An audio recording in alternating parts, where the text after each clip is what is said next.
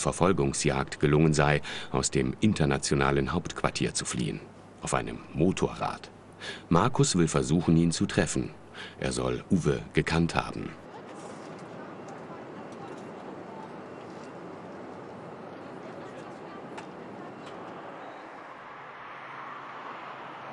Sein erster Weg in Los Angeles führt Markus zu Graham Barry. Der Rechtsanwalt arbeitet seit vielen Jahren für Scientology-Aussteiger.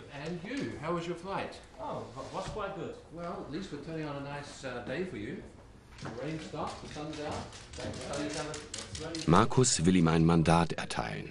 Barry soll helfen, die Umstände von Uwes Tod aufzuklären. Aus der Sterbeurkunde geht jedenfalls nicht viel hervor. Auch Barry befürchtet, dass Uwe keine angemessene medizinische Behandlung erhalten haben könnte, weil Medikamente in Scientology verpönt seien. Scientology müsste genau unter die Lupe genommen und ihre Praktiken eingeschränkt werden. Sie sind frei zu glauben, was sie wollen, aber sie sind nicht frei zu praktizieren, was sie wollen. Es gibt Beispiele dafür, dass manche Techniken medizinisch in der Tat gefährlich sind. Oder es ist fahrlässig, wenn eine Behandlung verweigert wird, obwohl sie medizinisch geboten wäre.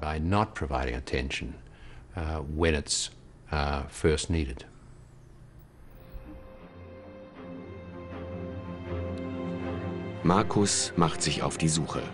Wir werden ihn dabei beobachten.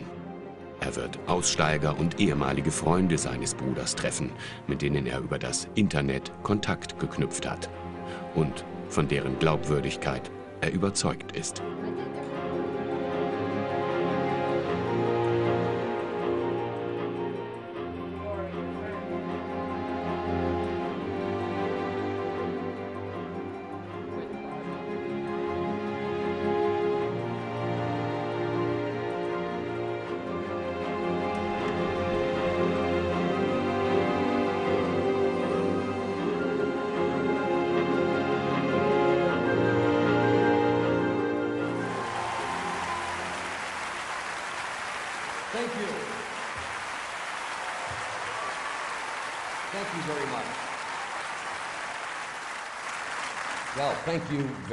David Miscavige ist der allmächtige Boss der Organisation Scientology, Nachfolger des Gründers L. Ron Hubbard.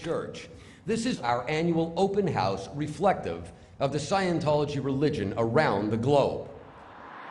Von Gilman Hot Springs aus, 2 Autostunden außerhalb von Los Angeles, zieht David Miscavige die Fäden.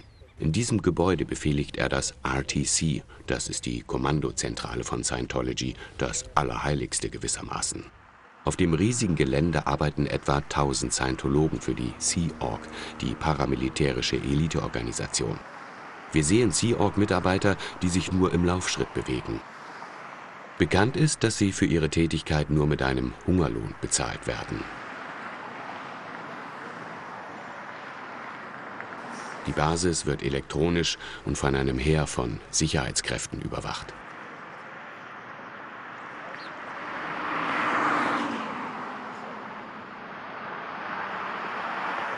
Ich lernte Uwe 1990 im internationalen Hauptquartier kennen. Er war ein toller Typ, lustiger Bursche. Uwe war der Sicherheitschef der Basis, also er wusste, wie man mit Mitarbeitern umgeht, die versuchen zu fliehen. Sie werden gejagt und zurückgeholt. Sie tun alles, damit diese Menschen gar nicht erst abzuhauen versuchen. Und sie haben die Order, wenn jemand über den Zaun klettern will, ihn runterzuzerren. Einer der Sicherheitsleute verfolgte mich im Truck. Ich war durch die Berge gerannt und konnte nicht mehr. Deshalb gab ich auf. Er sagte, Uwe wolle mit mir reden. Uwe sagte, wir würden alles regeln, ich solle nur mitkommen. Ich rief, nein, ich will nicht zurück. Aber als wir ankamen, sagte er nur, ich dürfe nicht wieder gehen. Dann hat er mich zu einer suppressive person, zu einem Feind erklärt. Uwe musste Dinge tun, die nicht seinem Charakter entsprachen. Ich habe ihn als netten, mitfühlenden Menschen erlebt. Aber als Sicherheitschef musste er den harten Cop geben.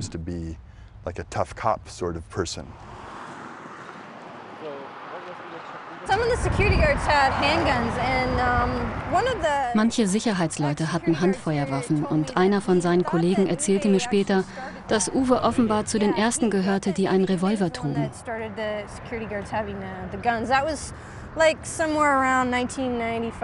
Maureen Bolstad erläutert Marcus, wie wichtig Uwe für die Sicherheit der Basis gewesen sei.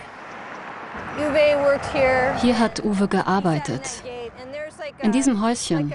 Von dort aus konnte man alle Eingänge überwachen. Alle Kameras, Mikrofone und Bewegungsmelder vom gesamten Areal liefen da drinnen auf.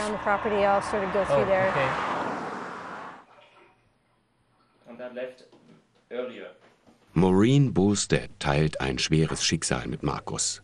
Als sie Scientology verließ, habe sie ihre Zwillingsschwester in der Organisation zurücklassen müssen, sagt sie. Seit Jahren habe sie keinen Kontakt mehr mit ihr. Wir fragen nach. Wurden die beiden Schwestern wirklich durch Scientology getrennt? Ist es 13 Jahre her, dass du zuletzt mit ihr gesprochen hast?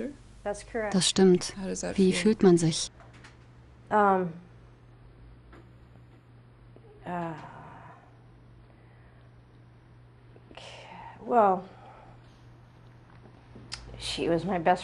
Sie war meine beste Freundin.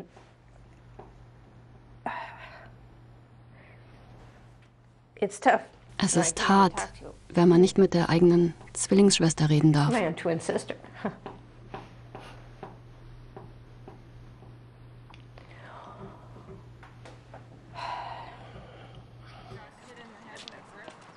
Glaubt man, Mark und Claire Hadley haben Familien oder Paare in der Sea Org fast keine Chance, sich gemeinsam aus Scientology abzusetzen. Sie seien eine seltene Ausnahme. Mark hat über seine dramatische Flucht mit dem Motorrad aus dem internationalen Hauptquartier im letzten Jahr ein Buch veröffentlicht. Die Flucht seiner Frau 3 Wochen später sei nicht minder schwierig gewesen.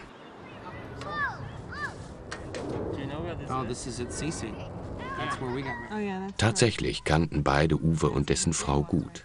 Claire Hadley hat sogar jahrelang mit ihr gearbeitet.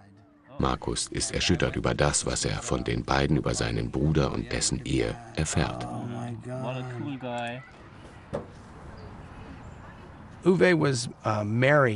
Uwe war mit jemandem im RTC verheiratet, die eng mit David Miscavige zusammenarbeitete. Als seine persönliche Assistentin musste sie praktisch jeden Tag 24 Stunden für David Miscavige verfügbar sein. Sie bekam wenig Schlaf. Zudem wurde jeder, der einen Ehepartner außerhalb des RTC hatte, unter großen Druck gesetzt, sich scheiden zu lassen. Mit der Zeit ist dieser Druck sogar noch gestiegen und schließlich wurde es zu einer offiziellen Richtlinie. Wer wie Susan für den Boss Miscavige arbeitet, sollte nicht außerhalb der Kommandozentrale verheiratet sein, sagt Claire. Und keine Kinder haben. In der Sea Org seien Babys unerwünscht. Sie würden die Eltern nur davon abhalten, praktisch rund um die Uhr für die Organisation arbeiten zu können. Sie sei deshalb zu einer Abtreibung gezwungen worden, sagt Claire. It was just absolutely emotionally and physically the most horrifying experience of my life. Es war emotional und physisch die schrecklichste Erfahrung meines Lebens. Ich wurde in einen Raum mit 4 Leuten gebracht, die mir alle sagten, dass ich abtreiben müsse. Ich habe mich noch nie so allein und verzweifelt gefühlt.